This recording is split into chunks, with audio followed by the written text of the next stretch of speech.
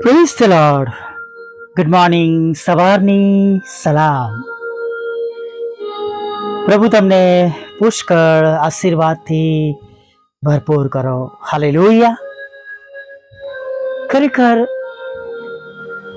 ફરીને એકવાર આ સુંદર જે સમય અને કૃપા આપણા ઈશ્વર આપણા પર કરી છે એ આજના દિવસનો જાણે પ્રથમ ચમત્કાર છે. આપણે જીવતાઓની ભૂમિ પર છે, આપણે સાજા ભલા તંદુરસ્ત છે, તેમનું ભજન કરી રહ્યા છે, આપણી આંખોથી જોઈ રહ્યા છે, આપણા કાનોથી સાંભળી રહ્યા છે, જીભથી બોલી રહ્યા છે, પગથી ચાલી રહ્યા છે, હાથો કામ કરી રહ્યા છે, હૃદય કામ કરી રહ્યું છે.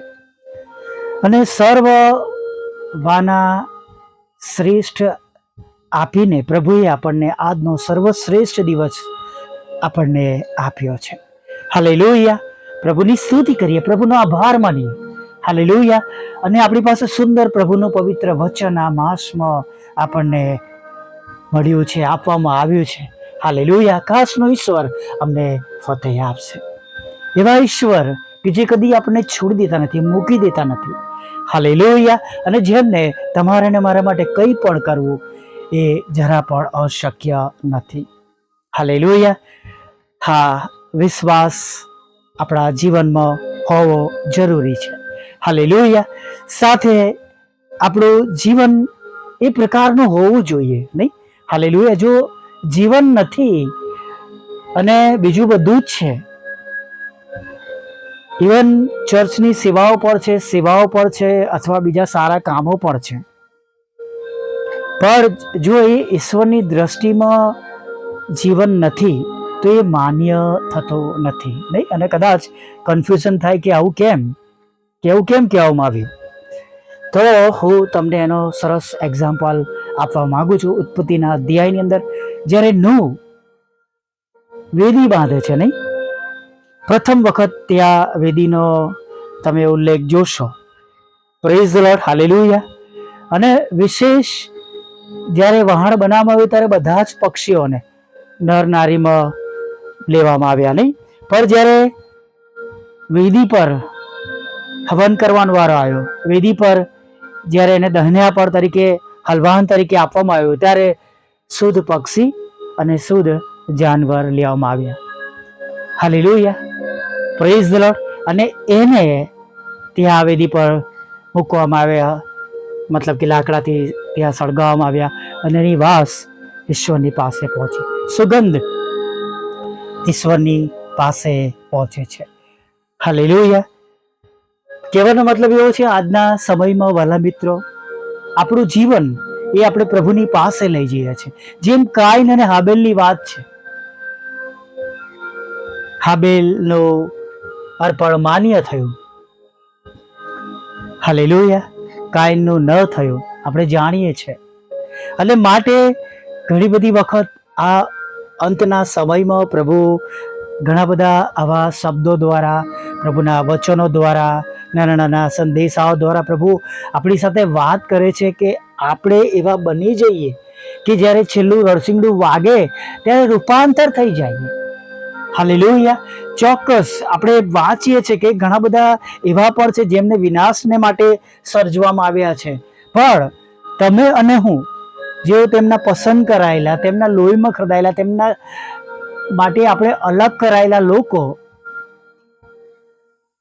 જો તેમના ઉપયોગી નથી, તેમના કાર્ય કરતા નથી, તેમને ગમે છે એવું જીવન જીવતા નથી, અથવા જગતની બાબતોમાં આપણે વ્યસ્ત છે, જગતનું જીવન જીવી રહ્યા છે, તો શું આપણે પ્રભુ માટે એ વેદી પર અર્પણ તરીકે જવાના માટે તૈયાર છે? અથવા છેલ્લું રણશીંગડું વાગે તો આપણે રૂપાંતર પામવાના માટે તૈયાર છે? આપણે પોતાનો ન્યાય કરવાનો છે, બીજું કોઈ નહીં. આપણે સજાગ બનીએ, સચેત બનીએ. વાલા મિત્રો, એ ઉડાવ દીકરાની વાત મેં શબ્દો મને બહુ ગમે છે. સચેત બન્યો અને પસ્તાવો થયો અને પાછો ફરે છે. અને એ બાબત બહુ જ જરૂરી છે. ઝાંખી ડાળી પસ્તાવો કરે છે, અડધી સંપત્તિ આપી દે છે ગરીબોને. Praise the lord. ઘણીવાર ઘણા બધા એવા દ્રષ્ટાંતો વારે ઘડીએ આવતા રહે છે, અઠવાડિયામાં કે 2-3 દિવસે. તો એનું કંઈક મહત્વ છે, કેમ કે હું હંમેશા કહું છું કે હું કંઈ પણ જ્યારે પણ આ પ્રાર્થના રૂમમાં આવું છું તો એને યાદ કરીને નથી આવતું, પણ જે શબ્દો બને છે એ પ્રભુ તરફથી મળે છે, અને એ બોલનારને માટે પણ એટલું જ અગત્ય છે અને સાંભળનારને માટે પણ એટલું જ અગત્ય છે. હાલેલુયા. કેમ કે પ્રભુનું વચન એ તો બેધારી તલવાર છે. હાલેલુયા. એનાથી કોઈ બચી શકતું નથી, બોલનાર પણ નહીં અને સાંભળનાર પણ નહીં. Praise the lord. હાલેલુયા. અને માટે આ સમયો દરમિયાન જ્યારે આજે આપણને આ સુંદર તક મળી છે, આપણે સવારને જોઈ છે, આપણા પગોને આપણે જમીન પર મૂક્યા છે, પ્રભુએ જે વાના આપણા માટે રાખી મૂક્યા છે, આજે આપણને આપ્યા છે, એ મળ્યા છે. બધી બાબતોને આપણે પ્રાપ્ત કરી છે, ત્યારે એની સાથે પ્રભુની કૃપાને, દયાની આપણે આભાર સ્તુતિ કરતા આપણા જીવનોને પણ આપણે વ્યવસ્થિત કરીએ. હાલેલુયા. જે કંઈ આપણી દ્રષ્ટિમાં આપણે શોધી શકીએ છીએ, અથવા પ્રભુને કહે, પ્રભુ તમે મને બતાવો. હાલેલુયા. એક વ્યક્તિ હતા જેમને એક બહુ મોટો રોગ થયો, અને એમના ઘરે એક સેવક આવ્યા. તેમણે તેમને કહ્યું કે તું પસ્તાવો કર, પ્રભુ તને નવું જીવન આપશે, તો પ્રભુને સોંપાઈ જા.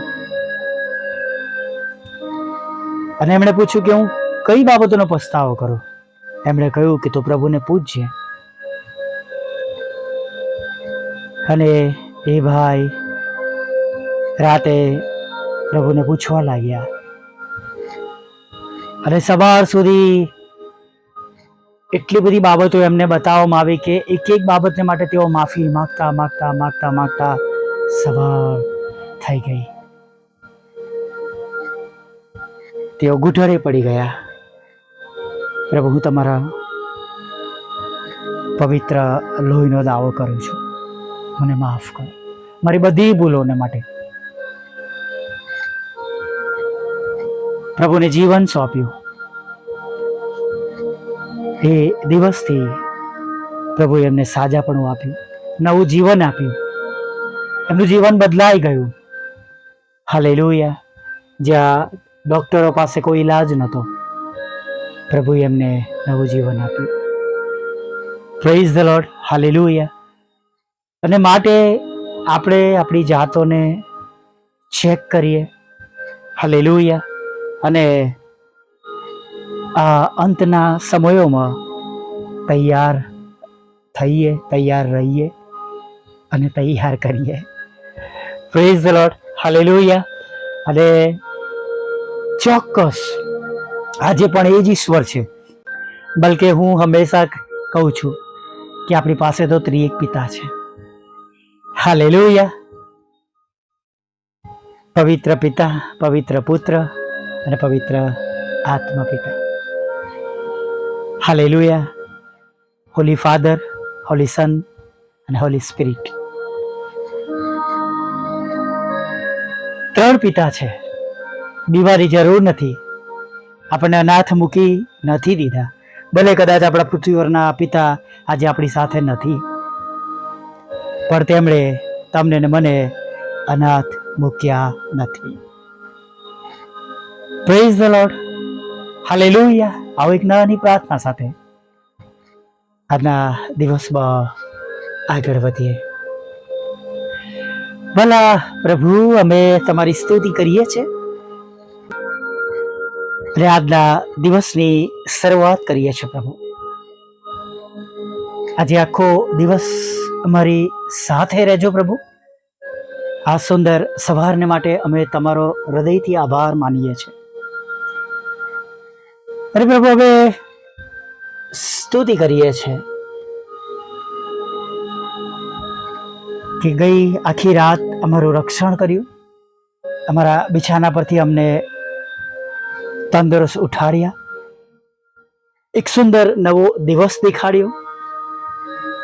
અને અમે વિશ્વાસ કરીએ છીએ કે આજના દિવસના માટે અમારા માટે તમારી પાસે સર્વશ્રેષ્ઠ યોજનાઓ છે, સર્વશ્રેષ્ઠ આયોજનો છે, અને તમારી પુષ્કળ કૃપા અને દયા છે. અને પ્રભુ, આ સગડું પામવાને માટે, મેળવવાને માટે, તમારી ઈચ્છા પ્રમાણે આજે ચાલવાને માટે તમે અમને મદદ કરો. હા પ્રભુ, કેમ કે અમે તમારી સહાય વગર કંઈ કરી શકતા નથી. પ્રભુ, અમારી મેળે અમે ચાલી શકતા નથી, કે અમે બોલી શકતા નથી. અને પ્રભુ, અમને તમારી કૃપાની જરૂર છે, તમારી દયાની જરૂર છે. અને સતત અમને તમે દોરો, ચલાવો, તમારામાં વૃદ્ધિ આપો. અને પ્રભુ, જે કંઈ હમણાં સુધીમાં, છીકા પળને મિનિટ સુધીમાં અમારી ભૂલો થઈ છે, અમારા પાપ થયા છે, પ્રભુ કૃપા કરો, દયા કરો, અમને માફ કરો. અમને નવો ને તાજો સ્પર્શ આપો, શુદ્ધ કરો, પવિત્ર કરો. અને દરેક ઘરોમાં જ્યાં કંઈ પ્રભુ આવાજ સંભળાઈ રહ્યો છે, પ્રભુ જ્યાં કંઈ આ પ્રસારણ ચાલી રહ્યું છે, જ્યાં કંઈ યુટ્યુબ પરથી જોવાઈ રહ્યું છે, પ્રભુ એ સર્વ જગ્યાઓ પર ઘરોમાં તમારી પવિત્ર હાજરી ઉતરી આવો. દરેક ઘરોનો કંટ્રોલ તમે લો, ઘરના દરેક વ્યક્તિનો કંટ્રોલ તમે લો. દરેકને નવો ને તાજો અભિષેક આપો, નવો સ્પર્શ આપો. દરેક અંધકારની સત્તાઓ તમારા પવિત્ર નામમાં નાશ પામે. હા, દરેક એવી અયોગ્ય બાબતો બળીને ભસ્મ થાય પ્રભુ, નીકળી જાય પ્રભુ. અને તમારો પ્રેમ, તમારો આનંદ અને તમારી શાંતિ એ ઘરમાં રાજ કરે પ્રભુ, એવી અમે પ્રાર્થના કરીએ છીએ પ્રભુ. એ ઘરોમાંથી પ્રભુ તમામ પ્રકારની ગરીબીઓ દૂર થાય, નિરાશા દૂર થાય, ચિંતાઓ દૂર થાય પ્રભુ. માંદગીઓના બંધનો તૂટે પ્રભુ. હા પ્રભુ, ગમે તેવા ભયંકર રોગો જો તેમના ઘરોમાં છે, તેમના વાલાઓમાં છે, તેમના શરીરમાં રાજ કરી રહ્યા છે પ્રભુ, અમે એને ધમકાવીએ છીએ.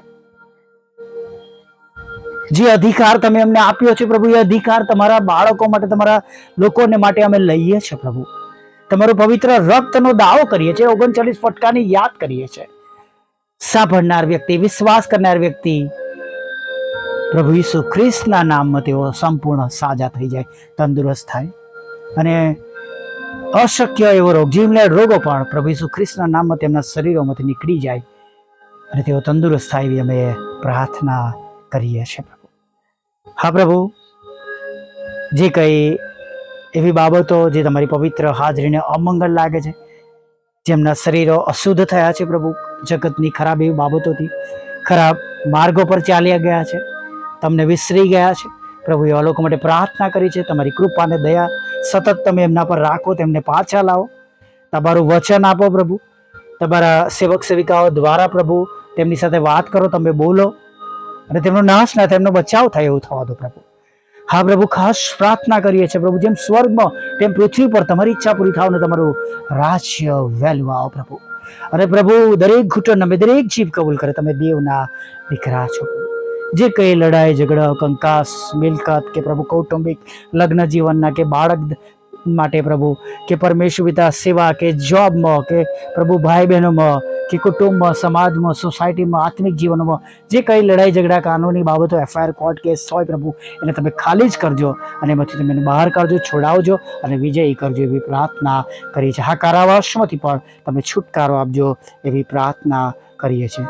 સાથે પ્રભુ, અમે જ્યારે તમારી સમક્ષ નમ્યા છે પ્રભુ, ત્યારે પ્રાર્થના કરીએ છીએ પ્રભુ, દરેકના રોજગાર, નોકરી, ધંધાને તમે આશીર્વાદિત કરો, આવકના સાધનોને આશીર્વાદિત કરો પ્રભુ. અને ખાસ પ્રભુ, લગ્નનો આશીર્વાદ આપો, બાળક ધનનો આશીર્વાદ આપો. જો તેમને વિદેશ જવું છે, તેમને વિદેશ જવાના સગડા માર્ગોને તમે આશીર્વાદિત કરો, ખુલ્લા કરો. IELTSના બેન્ડ આપો, સારા ટ્રાવેલ એજન્ટ આપો પ્રભુ, નાણાં બતાવવાના માટે પણ નાણાં આપો, ભણવા માટે, નોકરી કરવા માટે અને હંમેશાના માટે રહેવાના માટેના રસ્તાઓ તમે ખોલો. જુદી જુદી પરીક્ષામાં પાસ કરો પ્રભુ. 10મા અને 12માના વિદ્યાર્થીઓને પ્રભુ અમે તમારા હાથમાં સોંપેલા છે, તેઓ પર સર્વશ્રેષ્ઠ પ્રભુ માર્ક્સ લાવે.